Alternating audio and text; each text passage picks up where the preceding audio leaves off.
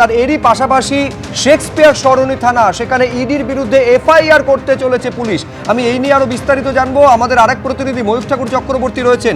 ঠিক কোন কোন অভিযোগের ভিত্তিতে এই এফআইআর পুলিশ রুজু করতে চলেছে ময়ূখ?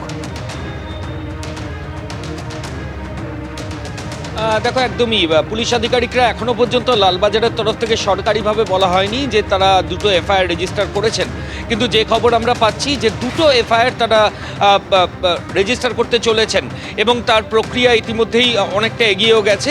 সিনিয়র অফিসারদের অ্যাপ্রুভাল এলেই এফআইআরের যাবতীয় যে সমস্ত প্রক্রিয়া সেটা কমপ্লিট হবে। প্রথম যেটা এফআইআর, তার কমপ্লেনেন্ট হচ্ছে পুলিশ আধিকারিকরা নিজেরা। এটা সুমোটো এফআইআর এবং এই এফআইআরে পুলিশ আধিকারিকরা বলছেন যে আজকে এনফোর্সমেন্ট ডিরেক্টরেটের আধিকারিকরা যখন ওখানে এসেছিলেন লাউডন স্ট্রিটের বাড়িতে, তখন তারা পুলিশকে জানিয়ে আসেননি। এরপর পুলিশ আধিকারিকরা সকাল 7টা নাগাদ যখন ওই বহুতলে গেছিলেন, যাওয়ার সঙ্গে সঙ্গে ওখানে সিআরপিএফের আধিকারিকরা, অফিসিয়ালসরা যারা ছিলেন, তারা পুলিশের কাজে বাধা দেয়, তাদেরকে সরিয়ে দেয় গায়ে হাত দিয়ে। এবং তার শুধু তাই নয়, গোটা প্রক্রিয়াটা অবৈধ অনুপ্রবেশ হয়েছে। ঠিক সেই কারণেই কর্তব্যরত অবস্থায় সরকারি কর্মী, পুলিশ অফিসিয়ালসদের তাদেরকে ওভারপাওয়ার করে সরানো হয়েছে, অবৈধ অনুপ্রবেশ হয়েছে, হুমকি হয়েছে, এরকমই বিভিন্ন ধারায় তারা মামলা রুজু করতে চলেছেন। এটা সুমোটো এফআইআর। এবং আরেকটা এফআইআর, সেটা প্রতীক জৈনের পরিবারের করা অভিযোগ, এবং সেইটাও ইতিমধ্যেই প্রক্রিয়ার মধ্যে রয়েছে, আর কিছুক্ষণের মধ্যে রেজিস্টার্ড হয়ে যাবে এমনটাই জানা যাচ্ছে। এবং সেই এফআইআরে প্রতীক জৈনের পরিবারের সদস্যরা বলছেন যে তাদেরকে জোর করে আটকে রাখা হয়েছিল বাড়ির মধ্যে। শুধু তাই নয়, তাদের কোনো রকম অনুমতি ছাড়া ইডি অফিসিয়ালসরা সেন্ট্রাল ফোর্সকে সঙ্গে নিয়ে ওই বহুতলে লাউডন স্ট্রিটে এসেছে, যেটা অবৈধ অনুপ্রবেশ। ফলত এই দুটো এফআইআরের প্রক্রিয়া ইতিমধ্যেই লালবাজারের তরফ থেকে শুরু হয়েছে। এখনও পর্যন্ত অফিসিয়ালি দুটো এফআইআর রেজিস্টার্ড হয়নি, তবে যেটা জানা যাচ্ছে আর হয়তো কিছু সময়ের মধ্যেই পুলিশ আধিকারিকরা এই দুটো এফআইআর এর প্রসেস কমপ্লিট করবেন। বেশ, সুকান্ত মজুমদার সরাসরি কি বলছেন দেখবো। কোনো অফিস তৃণমূল কংগ্রেসের নামে কোনো রেজিস্ট্রেশন করা আছে? একটি বেসরকারি সংস্থা, সেই বেসরকারি সংস্থা ভারতবর্ষের বিভিন্ন রাজ্যে ভোট কুশলী হিসেবে কাজ করে। ইডি যে তাদের প্রেস রিলিজ বের করেছে, তাতে অনুপ মাঝি, যাকে আমরা লালা নামে চিনি, আমি দুদিন আগেই আমার এক মিটিং থেকে বলেওছিলাম যে লালা বাংলা ছেড়ে পালা। একসময় সিপিএম বলতে, এখন তৃণমূলও বলছে। কারণ এই লালা যদি ধরা পড়ে, তাহলে আবার তৃণমূলের বা এই লালার যদি মুখ খোলে, তাহলে এই তৃণমূলের অনেকেরই চাটিবাটি গুটিয়ে যাবে। আজকে সেই লালার কেসে ইডি একটি বেসরকারি সংস্থার অফিসে গেল। তাহলে আমার প্রশ্ন হচ্ছে, যেটা পাহারা দিচ্ছে তৃণমূলের তাবর নেতারা, দৌর্দত্য প্রতাপ নেতারা, এবং মমতা বন্দ্যোপাধ্যায় দৌড়ে গেলেন, সেটাকে একটি বেসরকারি কোম্পানিকে বাঁচানোর জন্য একজন মুখ্যমন্ত্রী দৌড়ে যাচ্ছেন। তার থেকেও বড় প্রশ্ন, যে যদি এটা না হয়, তাহলে কি তৃণমূল কংগ্রেস কোনো বেসরকারি সংস্থা খুলেছে, বিজনেস শুরু করেছে, যে যারা অন্যান্য রাজ্যে, যেমন বিহারেও আইপ্যাক কাজ করেছে, এর আগে তেলেঙ্গানাতে আইপ্যাক কাজ করেছে, দিল্লিতে আইপ্যাক কাজ করেছে, এমনকি একটা সময় বহু আগে যদিও গুজরাটে বিজেপির হয়ে আইপ্যাক কাজ করেছে। আমার প্রশ্ন, তাহলে কোনটা? দুটোর মধ্যে তো একটা হতে হবে। পশ্চিমবঙ্গের মুখ্যমন্ত্রী কোনো একটি বেসরকারি সংস্থাকে বাঁচাতে গিয়েছেন। তৃণমূল অফিস তো না হয় ওটা, কোথাও তো আমরা দেখিনি রেজিস্ট্রেশন করা আছে তৃণমূল অফিসের নামে। না হয় তৃণমূল কংগ্রেস একটি ব্যবসা খুলেছে। কোনটা আজকে আমরা তৃণমূল কংগ্রেসের কাছ থেকে জানতে চাই। আর যদি বেসরকারি কোনো কোম্পানিকে মুখ্যমন্ত্রী বাঁচাতে যান, এবং এইভাবে বাঁচাতে যান, মুখ্যমন্ত্রী সিকিউরিটি নিয়ে গেছেন কিনা জানা নেই। মুখ্যমন্ত্রীর পেছনে দেখলাম নন্দিতা চক্রবর্তী, সরি মাননীয়া নন্দিনী চক্রবর্তী, তিনি ঘুরে বেড়াচ্ছেন। কেন সিএস কেন যাবেন? আপনার কি ট্রেনিংটা কি ঠিক হয়নি নাকি আইএস এর? আপনি কি করতে পারেন একটা পার্টির অফিস, যেটাকে মুখ্যমন্ত্রী ক্লেম করছেন যে এটা পার্টির অফিস বাঁচাতে গিয়ে আপনি মুখ্যমন্ত্রীর সাথে চিফ সেক্রেটারি যাবে?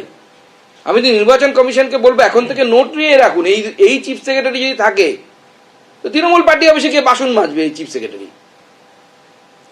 তো পদলেহন করতে এসছে। অদ্ভুত ব্যাপার। চিফ সেক্রেটারি চলে যাচ্ছে বেসরকারি কোম্পানিকে বাঁচাতে। আমরা জানতে চাই যে এই কোম্পানির সাথে নন্দিনী চক্রবর্তীর সম্পর্ক কি, মমতা বন্দ্যোপাধ্যায়ের সম্পর্ক কি? মমতা বন্দ্যোপাধ্যায়ের পরিবারে কি শেয়ার কেনা আছে এই কোম্পানির?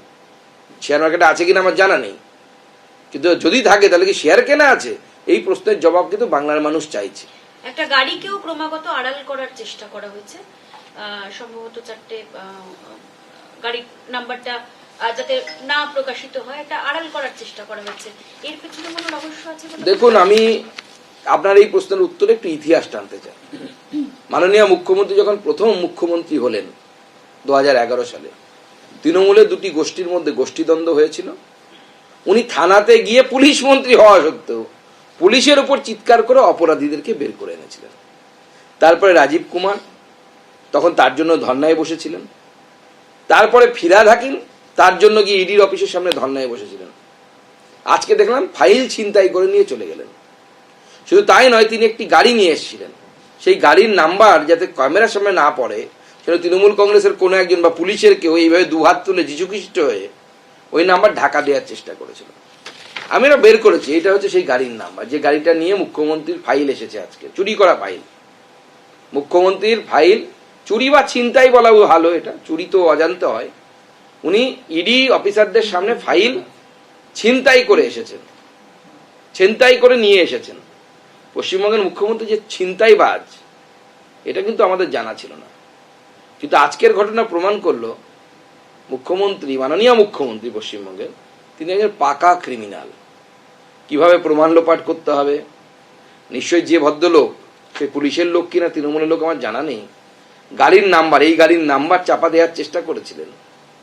সেই ভদ্রলোক নিজের বুদ্ধিতে করেননি, মুখ্যমন্ত্রী তাকে বুদ্ধি দিয়েছিলেন।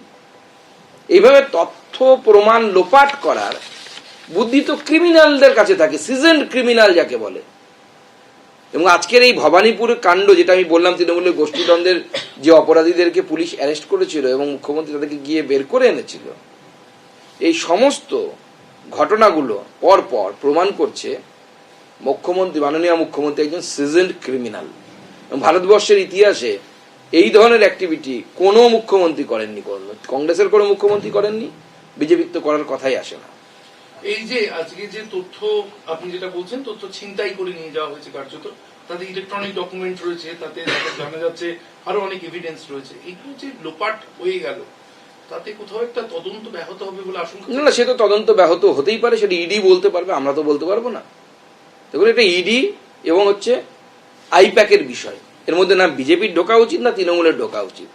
কিন্তু হঠাৎ করে দেখলাম মুখ্যমন্ত্রী জাম্প দিয়ে তাতে পড়লেন। কোর্টের নাকি ইডি যাবে, আমরা যেটা মিডিয়ার মাধ্যমে জানতে পেরেছি, ইডি কোর্টে যাবে এবং এফআইআরও করবে। এই তাদের প্রেস রিলিজেও এটা আছে যে তার আমাদের স্ন্যাচ করে নিয়ে যাওয়া হয়েছে।